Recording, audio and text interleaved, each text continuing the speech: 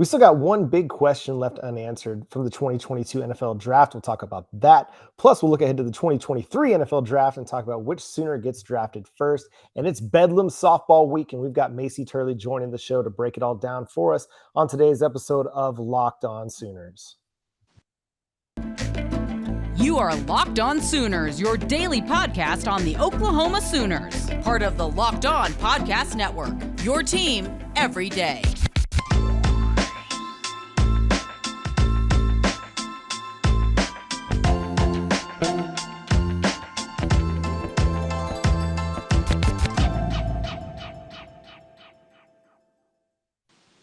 What's up, everybody, and welcome to the Tuesday edition of Locked On Sooners, recording a little later than normal because of all the storms that came through Oklahoma last night. We hope you and your loved ones were safe. All your cars were protected, and everything is good where you're at. Thank you for joining us here on the Locked On Sooners podcast, part of the Locked On Podcast Network. My name is John Williams. You can follow me on Twitter at John9Williams, and joining me as he does every day is Josh Helmer. You can follow Josh on Twitter at JoshOnRef. You can also hear him Monday through Friday on 94.7 The Ref in Norman, from 9 to noon, Monday through Friday. Josh, how's it going, man? John, my friend, how we doing? You managed to stay safe from the storms? Yeah, absolutely did. It was, just some hail a little bit over here in eastern Oklahoma, but the big issue was just getting the 6-year-old back to bed after waking her up to bring her to the bathroom. So all's good. She and the wife had a bit of a restless night, but it's all good. All right, so the big question that we've got lingering from the 2022 NFL Draft, Josh, is what's up with Perrion Winfrey, a guy that was expected to go out in the top 50 of the NFL Draft, especially after earning Senior Bowl MVP honors, really just blowing up the whole week. Fell to the 4th round outside the top 100. And you teased this on the show on Monday that you had a bit of a theory on this. So let's have it, Josh. Why do you think Perrion Winfrey fell to the 4th round? And Oklahoma fans, everybody was a little shocked that this played out the way that it did with Perrion Winfrey. Coming off of the Senior Bowl for Perrion Winfrey, we were hearing, okay, 2nd round definitely for Perrion, maybe even late 1st round. But I think we got caught up a little bit in that Senior Bowl MVP buzz, and we forgot that, oh, that's right, there's a full season of tape that NFL executives and scouts are able to go back and watch. And I don't know this to be totally true. I've not, talked to the general managers at all 32 National Football League teams at this particular moment in time. Just some of them, right? Just a few of them. Just a couple of them. Just my best friends in the National Football League. That's right. I'm guessing that they were a little bit disappointed when they turned on the tape and watched this past season for Perrion Winfrey at Oklahoma. There wasn't necessarily consistency week after week after week, and that's okay. We can go and assign blame to Alex Grinch and his defense for not having Perrion Winfrey, schematically schemed up in the right places at every single juncture. But at some point in time, you got to go out and make plays. And not that Perrion Winfrey just didn't make plays in the 2021 season, but I do think it's fair to say that, it wasn't always as explosive or dynamic for Perrion in 2021 as kind of we were hoping. And really, you look at the tape from last season for Perrion, and I would challenge any of you Oklahoma fans out there to tell me that you genuinely disagree with this when you watch the tape. Did Perrion look like a 1st or 2nd round NFL draft pick to you week after week after week? No, he didn't. And I think that's what NFL teams saw too. And I think some of it comes back to much of what you said. A lot of people just trying to cast blame on Alex Grinch for the defensive scheme, but that didn't hurt Nick Bonito from going in the 2nd round. It didn't stop Neville Gallimore from being a top 100 pick just a couple years ago. And so, yeah, some of it is a little bit of inconsistency. I think we all thought Perrion Winfrey had a really good year.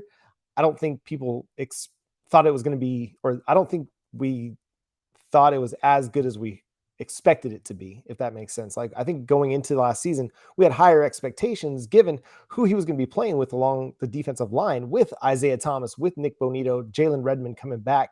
It's going to create a lot of pressure on the offensive line. It should free him up to be a little bit more explosive. And honestly, like, it doesn't matter what the scheme is. You still have to be a good player, and you have to be disruptive in your role.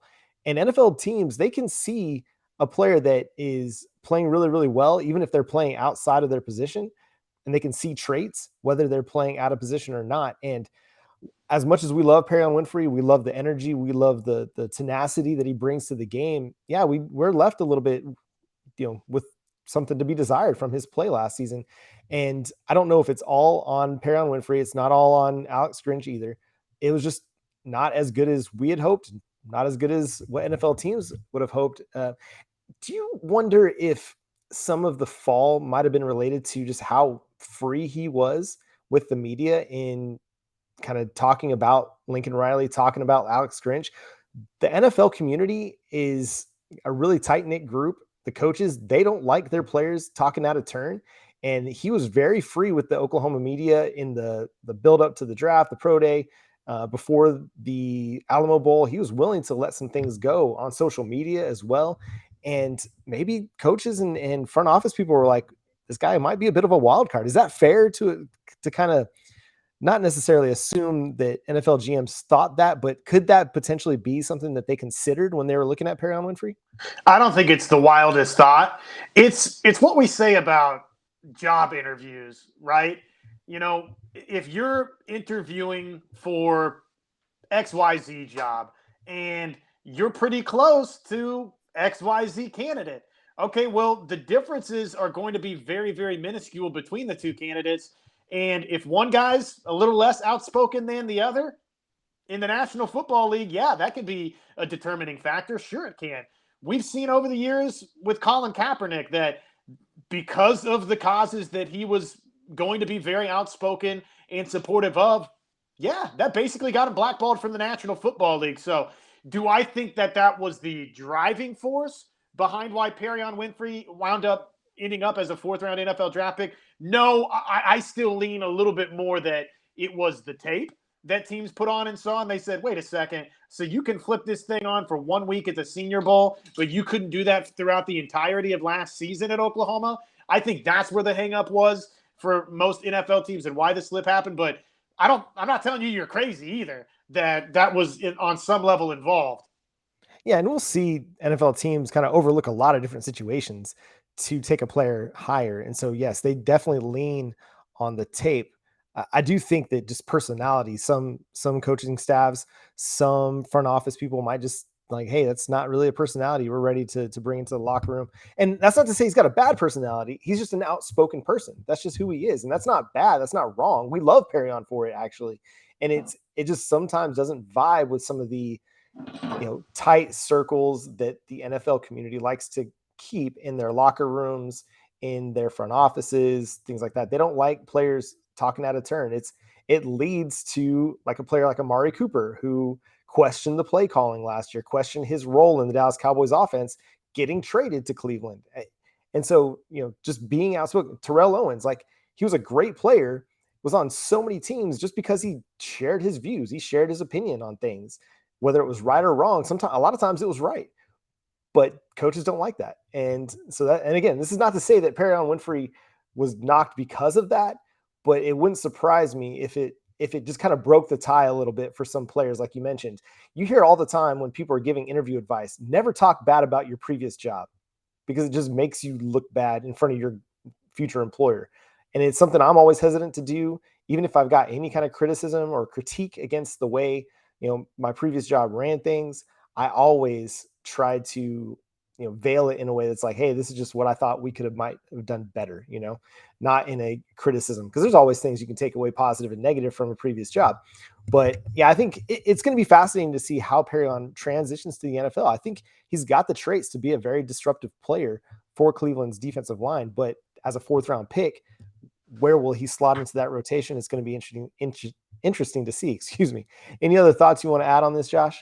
Oh, I just think on that subject right there, we can correlate it to like real world job situations, or if you want to do the corny, hacky radio host thing, which is, well, if you're talking bad about your ex-girlfriend on your first date with your new girlfriend, chances are that's going to be a little bit of a red flag for her. So, I mean, I think it's fair to question if maybe that was a little bit of a factor for some teams. Yeah, but hey, shout out Perrion. Congratulations for being drafted in the fourth round.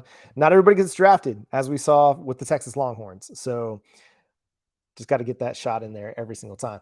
Before we go to Macey Turley here in just a second, we're going to talk about the 2023 NFL draft. We're already seeing mock drafts come out because it's never too early to look ahead. But first, I want to talk about BetOnline. BetOnline is your number one source for all your betting stats and sports info. Find all the latest sports developments, league reviews, and news, including this year's basketball playoffs and the start of Major League Baseball season.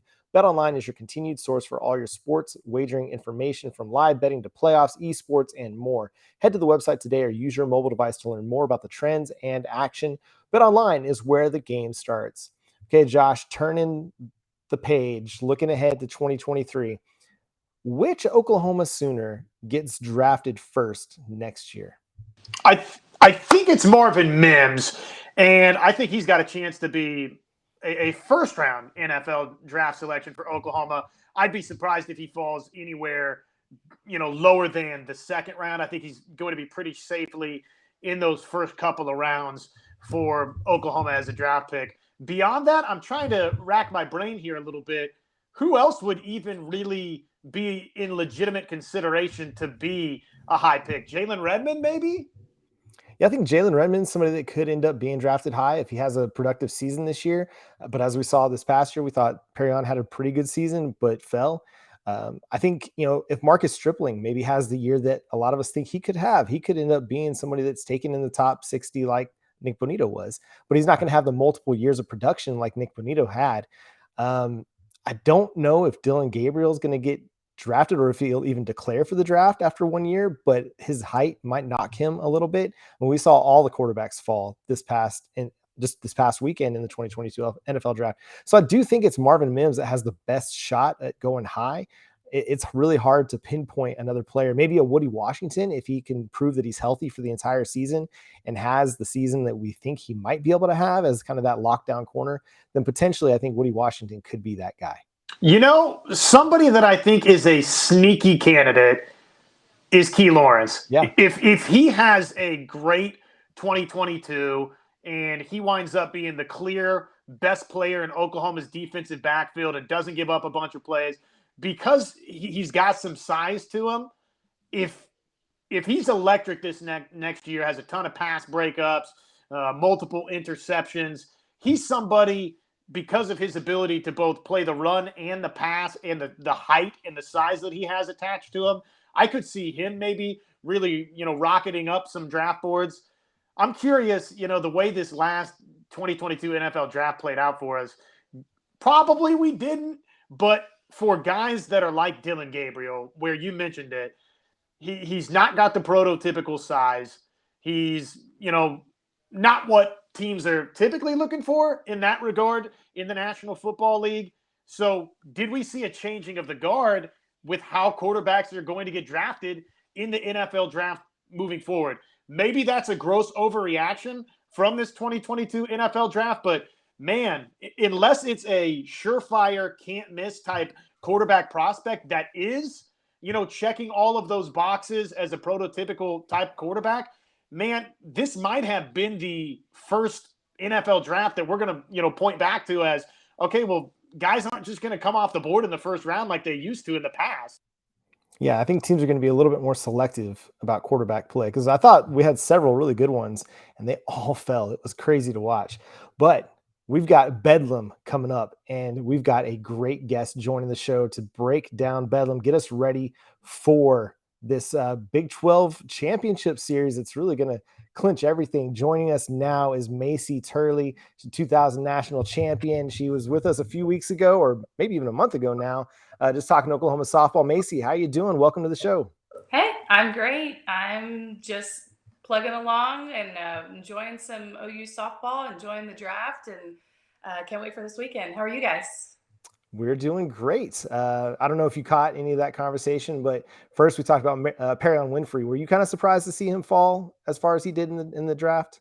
You know what? I'm going to be honest. I don't put all of my eggs in one basket when it comes to the draft because I think there's always some surprises in there. Yeah. So yes and no. I mean, it is what it is at the end of the day, but it's just so nice to see so many Sooners taken. And I don't know if you saw I don't know if it was something that was going around on Facebook that showed that all of the colleges that have all all of the players that are being drafted right now, and Texas didn't have any, and it was pretty nice to see that. But obviously, supporting our Sooners and seeing them be able to realize their dreams, no matter where they are, I know they're going to excel and be great. Yeah, we had a lot of fun. Some would even describe that, sorry, John, as heartwarming that Texas had 0 draft picks. Yeah, I mean, it's just one more win for us, so we'll take them. That's right. We had a lot of fun over on Sooners Wire, collecting all these social media reactions to Texas going over in the 2022 NFL draft. So make sure you check that out. All right, Macey, Oklahoma State coming in with identical Big 12 records at 14-1. Obviously, Oklahoma is 45-1, the number 1 team in the nation. Oklahoma State's 38-9, as still a really, really strong team. But if you look at it statistically, Oklahoma just has them beat pretty much down the board. Oklahoma State's got the better fielding percentage of the two sides. So if you're Oklahoma and you're just looking at the stats and you're trying to break down this matchup, you're going into an emotional Bedlam rivalry week. How do you maintain this kind of even keel when you're the better team, but just a year ago, Oklahoma State really pushed you in that 3-game set? How do you go into this just kind of keeping everything even? Yeah, I think it's really about the confidence that this team has right now. I mean, they know they don't have to be perfect. They don't have to go out and sweep Oklahoma State. You can still go out and win the series and drop one game, and you're still in a really good position. So I think that having that in their back pocket, I mean, they're known to have said, it's hard to beat us, and it's hard to beat us twice for sure. So having that type of confidence and going in. And Coach Castro's even mentioned that this team has looked at times bored. They're easily run ruling teams and they're not being challenged. So I think that they're really looking forward to this challenge, that they're really looking forward to having some solid competition, and they're going to give it their best shot. It's definitely something that I think they all look forward to. I mean, this is not the first time that this team has been in a high stress, high emotional situation to where they can show that these are the games that they practice for. Coach Gasso said that she holds practice to where it is chaotic, so that they've already been through that, so that the game time actually slows down for them. So it's going to be loud, it's going to be highly emotional, and we've just got to play it to where they are able to rely on those past experiences, that they've been to the World Series, they've been in Bedlam before, they've been at Texas, they've been in these situations to where the crowds, even not been in their favor. And this, with it being at home, the crowd's going to be in their favor. So I think they've got all of that to rely on, and they're going to be pumped to play. I think we're going to see a really good series. Well, allow me to say, Macey, just first of all, good afternoon, and thank you for joining us here again on Locked On Sooners. It's great to have you back. Thank you. What do you make of the series just being played in Norman? Remember, Oklahoma really wanted to sign up to kind of split this thing a little bit, and Oklahoma State pushed back and said, nope, we're going to play all 3 in Stillwater last season. So now Oklahoma, of course, is the benefactor, like you mentioned, of having all 3 of these games in Norman for this go-around of Bedlam, and it's an important one for the Big 12 championship. What do you think, though, just generally speaking? Would you like to see, one in Norman, one in Stillwater, maybe one in Oklahoma City or Tulsa? How do you feel about just where the series gets played? I don't think I have a strong opinion either way. I mean, obviously, with Oklahoma State saying that they wanted to keep it last year, then that's fine. But like you said, now we get to reap the benefits of that and have it all in Norman this year. I like the switch back and forth. I also think it would be really cool to maybe even have the series like we do with Texas football and have it, at a neutral site. Maybe we play this series in Oklahoma City, and that's something that gets started. Then you really get to see kind of both of those fan bases show up and support each of their teams, which would be pretty cool. But yeah, if we could split it, that would be nice. Also, it's nice to be able to experience that from both sides. In many of our teams, we see they actually excel when we're on the road, when you've got that contentious environment that they're playing in, that they tend to excel. But I mean, I'm all for a 3-game series at home. I think it's going to be, we know it's going to be packed. It's going to be loud. The fans are going to be excited, and they're going to put on a good show. Looking at Oklahoma State for a second, what do you think the strength of their team is that Oklahoma has to be concerned about heading into the week?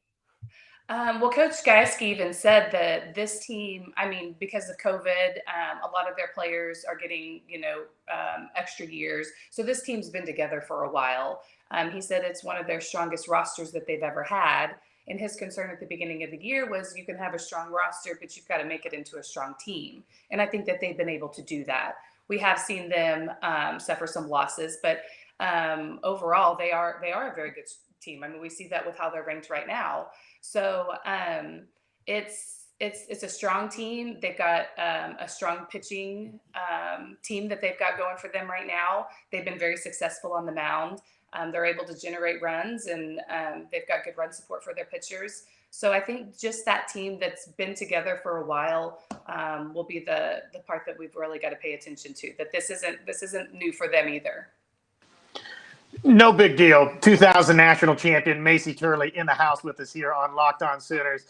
Macey, one of the great things that's happened for Oklahoma over the last couple of weeks, month, however long you want to, term it, is Jada Coleman, and her transition into the leadoff role for Oklahoma has been great at times. I feel like you really can't go wrong. If you wanted to put Jocelyn Allo at the top of the order, that's not a bad idea. Of course, we've seen Tiare Jennings really hit in that role and be great in the past there. Do you have a leading candidate who you'd like to be the leadoff hitter for Oklahoma? And what does it do for a team? I know it feels like we say this all the time about just this roster and batting lineup in general, but what does it do for Oklahoma to have different options at leadoff? I mean, it's a coach's dream, right? You can't go wrong in this situation. I think you could literally put them all on a dartboard, throw it, and whoever you get, you can lead off with, and you're going to find success. It's being a coach myself, where I'm always looking at that, or should we take kind of our struggling players and do we put them at the bottom of the lineup, or do we need to sprinkle them throughout the lineup? So we kind of mitigate the damage that's done when we start seeing the bottom of the lineup. And Coach Kessler doesn't have that problem. So for her to be able to, literally pull anyone off the bench and then be successful as well is a very, very strong weapon to have that she fortunately gets to utilize. And no matter who she puts at the top, the bottom, to pinch run, to pinch hit, we've seen that they've all been successful. So that's definitely, like I said, a strong weapon that they'll be able to utilize against Oklahoma State as well. And the pitching staff has been incredible. I mean, we've talked about the hitters, and they're so deep. I mean, they've got 6 players with double-digit home runs, but the pitching staff has really been incredible. Jordy Ball's kind of taken all the headlines, but Hope Troutwine, she's got an ERA less than 0.10, 0.09. Like my brain cannot fathom that. Yeah. I can't even remember the last time she gave up a run. It's been that long ago. How great is it that they can have 3 pitchers that they can rely on to go out there and give them scoreless innings after scoreless innings? It's incredible. It's something that I think every coach in the nation has to be jealous about, to have that type of arsenal just at your beck and call. So if there ever was a time where one of our pitchers is struggling, she's got 2 more behind her that are ready to step up and take over. So we've seen the success that our pitchers have, and it's mind blowing to think that they haven't even been able to. I think Coach Gasso said there's 60 innings that, due to our run ruling of teams, that our pitchers haven't been able to pitch. So they're even missing out on 60 different innings that otherwise they would be getting those reps in and getting those pitches in. So for them to see that kind of success in that short of a period of time also is, it really is mind blowing. But these girls are they're amazing, and they've got each other's backs. And if one, like I said, is struggling, the other 2 can come in, and that's got to be very comforting for a pitcher to know when they're on the mound, and also for the defense to know, and for the pitcher to know that the defense is behind them also. But to have that type of arsenal is, it's definitely, I'm sure, makes other coaches jealous. Macey Turley hanging out with us here on Locked On Sooners. So when you start thinking about this series and breaking down some of the keys, what is maybe 1 or 2 of the biggest keys to Oklahoma winning this Bedlam series, capturing the Big 12 championship? And what are we going to learn about Oklahoma coming out of this series? It's to me, no matter if you're playing T-ball, if you're playing college ball, or if you're in the major leagues, the keys to winning they're universally the same. I mean, you've got to dominate the controllables. So what are those things that we can control in a game? Well, our pitching has to be on. So we've got to limit our HBPs. We've got to limit our walks. Outside of that, they've got to make sure that they're throwing pitches where their hitters are hitting ground balls to our fielders. And then you've got to give up the control and let our fielders get those outs. You've got to take the easy outs as they come, as we always say. Those ground balls, we can't afford bobbles. We can't afford to put runners on when we're easily able to get them out. And I think that our hitters have to be on. They have to be on. They've got to be smart. A lot of our hitters swing with more of an upward swing, which is great for a mid to low ball.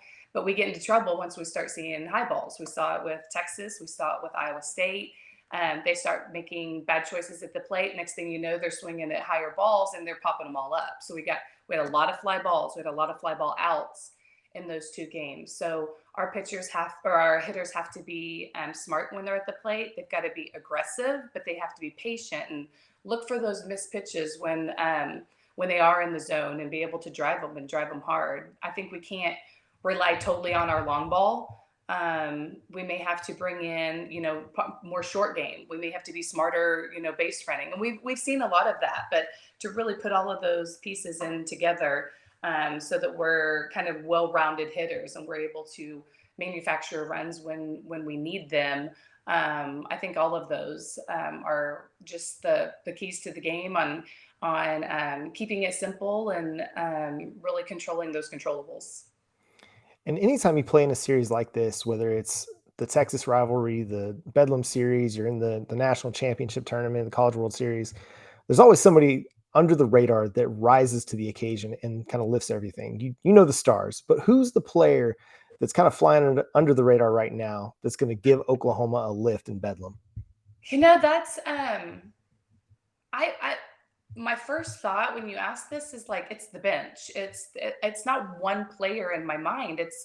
And it is that ability to call anyone up and for them to have success. I used to say it was Alyssa Burrito. Well, now she's like a staple on the team. She has now firmly cemented her position there. Lindsey Elam's the same way. Every time that she's called in to pinch hit, she's dominating. And I feel like they're not flying under the radar anymore. Like everyone's very aware of who they are. Riley Boone and Taria Coleman and all of these who have been called in to step up have done so successfully. So in my mind, that key player that would be under the radar is just that bench and how really deep that bench is, and that we can use them and we can rely on them, and they're going to be successful when they're called on. Hey, last question from me, Macey. Obviously, we're going to have all of our attention on Oklahoma State, Bedlam. But as you start surveying just the world that is college softball, where we stand right now, May 3rd, May 4th, entering this weekend, what do you think about just the landscape of college softball? Who do you see as serious contenders to potentially win the national championship, make the Women's College World Series? Oklahoma State, Oklahoma, where do they fall in that pantheon? How do you see things right now? That's the fun thing about this time of year is we can predict it, but fortunately they get to play it on the field, and sometimes there's dark horses that pop up, and like when we won it in 2000, we were kind of that dark horse that nobody really expected. So anybody who is seeing success right now, I think is a real contender. I think we'll get a better view about how Oklahoma State competes and how we compete this weekend, and how that's going to look going forward. I think that Florida State obviously is right there. They just swept Oklahoma State this last weekend in two very close games, won in extra innings. Alabama's obviously going to be there. It's kind of the ones that we traditionally know and expect for them to be there. All of them are playing well right now, so it'll be. This is definitely the fun time of year because you start everything that you've seen in the past and you've been seeing this year so far. It's all playing out, and it's all the groundwork's being laid for some great competition, and we're definitely here for it. Thank you, Macey, so much for just providing your insight and your expertise. We'll definitely have you back during the College World Series because, like you said, it's going to be a lot of fun to follow this team. I'm looking forward to seeing who's this year's James Madison. I mean, is it going to Yeah. be James Madison again? Will Wichita State, will their offense be enough to carry them deep into the College World Series? It's going to be a lot of fun. And Macey, we thank you so much for taking the time to join us here on Locked On Sooners. Make sure you tell people where they can follow you on Twitter because I forgot where that's at. It's at Macey Turley. There you go. Follow her for all of her softball insight, but hey, just Oklahoma Sooners insight in general. She keeps up with everything that's going on as well. So go check that out. We'll catch you tomorrow with more talk on the Oklahoma Sooners. We got some NIL transfer portal stuff we want to get into as well because it's getting crazy. Lincoln Riley's trending every single day because of stuff. We'll just leave it at that. We'll leave it for the next episode. Is Lincoln Riley a thief? Your phone calls and discussion next. That's right. Hit us up at Locked On Sooners on Twitter, Locked On Sooners on Facebook. You can also send us an email, lockedonsooners@gmail.com. For Josh, I'm John. We'll catch you next time. Boomer Sooner.